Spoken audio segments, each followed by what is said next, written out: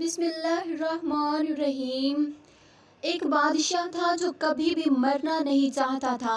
اس کی خواہش تھی کہ وہ قیامت تک زندہ رہے۔ بسم اللہ الرحمن الرحیم۔ قرآن مجید اس بات پر بہت تاکید کرتا ہے کہ تمام انسان بلکہ تمام روح کو ایک نہ ایک دن ضرور مرنا ہے، اور کوئی بھی اس دنیا میں ہمیشہ زندہ رہنے والا نہیں ہے۔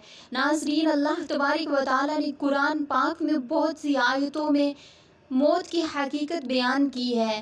ان میں سے کچھ درج ذیل ہیں: جو بھی روئے زمین پر ہے سب فنا ہو جائے گا، ہر ایک کو موت کا مزہ چکھنا ہے۔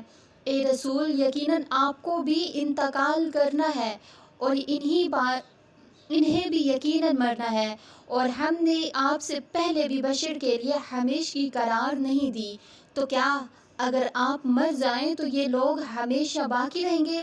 نتیجتاً موت ایک قانون کلی یا ناقابل انکار حقیقت ہے جس سے کوئی چیز یا کوئی بھی شخص بھاگ نہیں سکتا۔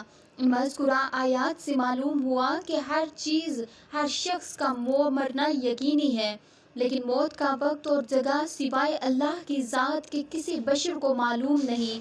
چنانچہ بعض بچپن میں تو بعض انفوان شباب میں اور بعض ادھڑ عمر میں، بلکہ باقی بڑھاپے میں داعی اجل کو لبیک کہہ جاتے ہیں۔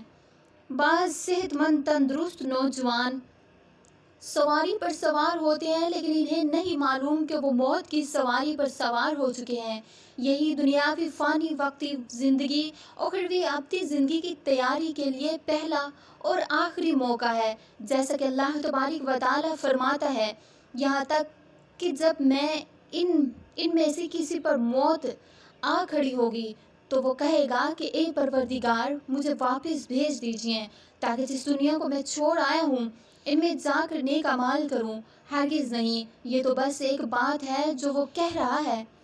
اب ان سب مرنے والوں کے پیچھے ایک برزخ ہے جب تک وہ دوبارہ اٹھائے جائیں، لہٰذا ضروری ہے کہ ہم افسوس کرنے یا خون کے آنسو بہانے سے قبل اس دنیاوی فانی زندگی میں ہی اپنے رب کو راضی کرنے کی کوشش کریں، تاکہ ہماری روح بلکہ ہمارے بدن سے اس حال میں جدا ہو کہ ہمارا خالق و مالک و رازق ہم سے راضی ہو۔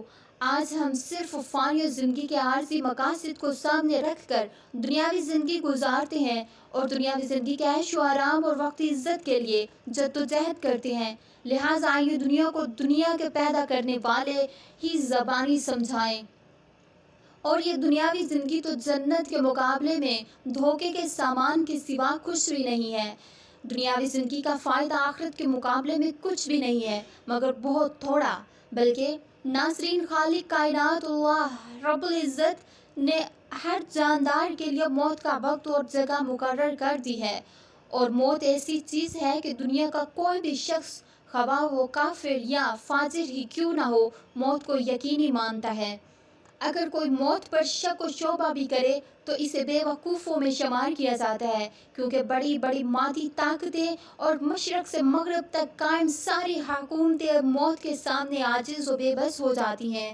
موت بندوں کو ہلاک کرنے والی، بچوں کو یتیم کرنے والی، عورتوں کو بیوہ بنانے والی، دنیاوی ظاہری سہاروں کو ختم کرنے والی، دلوں کو تھرانے والی، آنکھوں کو رلانے والی، بستیوں کو اجاڑنے والی، جماعتوں کو بے ترتیب کرنے والی، ذلتوں کو ختم کرنے والی، امیدوں پر پانی پھیرنے والی، ظالموں کو جہنم کی دیوار میں جھلسا دینے والی، اور متقیوں کو جنت کی بالا خانوں تک پہنچا دینے والی چیز ہے۔ موت نہ چھوٹوں پر شفقت کرتی ہے، نہ بڑوں پر تعظیم کرتی ہے، نہ دنیاوی چوہدریوں سے ڈرتی ہے، اور نہ بادشاہوں سے ان کے دربار میں حاضری کی اجازت لیتی ہے۔ جب یہ حکم خداوندی ہوتا ہے تو تمام دنیاوی رکاوٹوں کو چیرتی اور پھاڑتی ہوئی مطلوب کو حاصل کر لیتی ہے۔ موت نہ نیک صالحہ لوگوں پر رحم کرتی ہے، نہ ظالموں کو بخشتی ہے۔ اللہ تبارک و تعالیٰ کے راستے میں جہاد کرنے والوں کو بھی موت اپنے گلے لگا لیتی ہے، اور گھر بیٹھنے والوں کو بھی موت نہیں چھوڑتی۔ اخروی ابدی زندگی کو دنیاوی فانی زندگی پر ترجیح دینے والے بھی موت کی آغوش میں سو جاتے ہیں، اور دنیا کے دیوانوں کو بھی موت اپنا لقمہ بنا لیتی ہے۔ موت آنے کے بعد آنکھ دیکھ نہیں سکتی، زبان بول نہیں سکتی، کان سن نہیں سکتے، ہاتھ پیر کام نہیں کر سکتے۔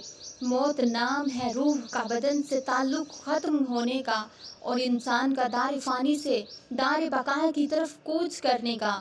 ترقی یافتہ سائنس بھی روح کو سمجھنے سے قاصر ہے، حالانکہ اللہ تبارک و تعالیٰ نے قرآن کریم میں واضح طور پر اعلان فرما دیا ہے، روح صرف اللہ کا حکم ہے۔ موت پر انسان کے اعمال کا رجسٹر بند کر دیا جاتا ہے اور موت پر توبہ کا دروازہ بند اور جزا و سزا کا دروازہ کھول دیا جاتا ہے۔ حضور اکرم صلی اللہ علیہ وآلہ وسلم نے ارشاد فرمایا، اللہ تبارک و تعالیٰ بندے کی توبہ قبول کرتا ہے یہاں تک کہ اس کی آخری وقت آ جائے۔ ہم ہر روز، ہر گھنٹہ، بلکہ ہر لمحہ اپنی موت کے قریب ہوتے جا رہے ہیں۔ سال، مہینے اور دن گزرنے پر ہم کہتے ہیں کہ ہماری عمر اتنی ہو گئی، لیکن حقیقت یہ ہے کہ یہ ایام ہماری زندگی سے کم ہو گئے۔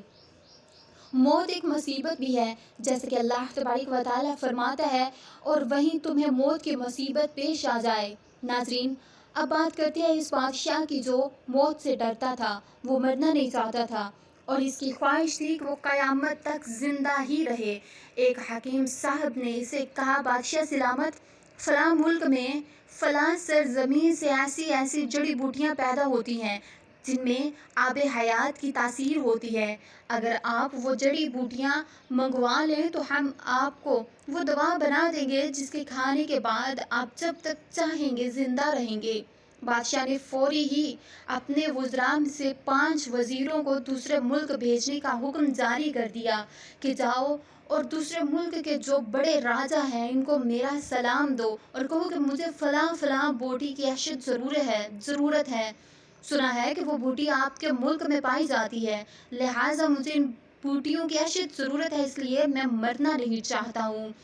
خیر، یا 500 وزیر دوسرے ملک پہنچے، راجہ صاحب کو سلام دیا، پیغام سنا دیا۔ جیسے ہی راجہ صاحب نے سنا کہ بادشاہ مرنا نہیں چاہتا تو راجہ صاحب نے کہا لگانا شروع کر دیا، ہنسنا شروع کر دیا۔ ہنسنے کے بعد راجہ صاحب نے فوراً ہی سپاہی بلوائے اور ان سب کو گرفتار کرا دیا، یعنی ان 500 وزیروں کو گرفتار کروا دیا۔ گرفتاری کے بعد راجہ صاحب نے حکم جاری کر دیا کہ ان سب کو لے جاؤ فلاں پہاڑ کے نیچے ایک خیمے کے اندر بند کر دو اور بند کر کے واپس چلے آؤ، اور وہاں ساتھ ہی ان 500 وزیروں کو یہ بھی حکم دینا کہ جب تک یہ پہاڑ 2 ٹکڑے نہیں ہو جاتا تم آزاد نہیں ہوں گے۔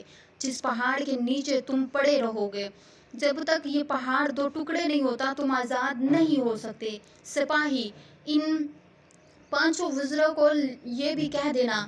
ان 500 وزراء کے ساتھ چلے گئے اور پہاڑ کے نیچے والے خیمے میں بند کر کے چلے آئے۔ اب ان 500 وزراء اتنی مشکل گھڑی سے اللہ کے سوا ان کو کوئی بھی حامی و ناصر نہیں تھا۔ اب انہوں نے کیا کیا کہ زمین پر سجدہ ریز ہو گئے، رو رو کر گر گڑا کر اللہ تبارک و تعالیٰ سے دعائیں کرنے لگے، یا اللہ ہم پر رحم فرما، پہاڑ کے 2 ٹکڑے کر دے تاکہ ہم موت سے بچ جائیں، ہم آزاد ہو جائیں۔ سارا دن ساری رات روتے رہے کہ یا پروردگار ہم پر رحم فرما۔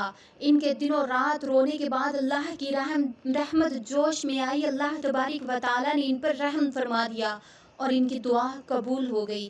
ایک دم زمین ہلنے لگی، زمین پر زلزلہ آیا، پہاڑ جڑ سے ہلنے لگے اور پھر پہاڑ کے 2 ٹکڑے ہو گئے، ان کی دعا قبول ہو گئی۔ اب راجہ صاحب نے حکم دیا کہ ہماری شرط پوری ہو گئی ہے، پہاڑ کے 2 ٹکڑے جو ہم چاہتے تھے وہ ہو گئے، اب جاؤ ان 500 وزیروں کو میرے پاس لے آؤ۔ سپاہی پاس لے گئے، جب وہ سامنے آئے تو راجہ صاحب نے کہا، بھائی اب تم واپس اپنے ملک میں جاؤ اور اپنے بادشاہ کو یہ سارا واقعہ سنانا جو آپ لوگوں کے ساتھ ہوا، یہ ساری کہانی اپنے بادشاہ کے آگے پیش کر دینا، آخر میں بادشاہ کو میرا پیغام بھی سنا دینا۔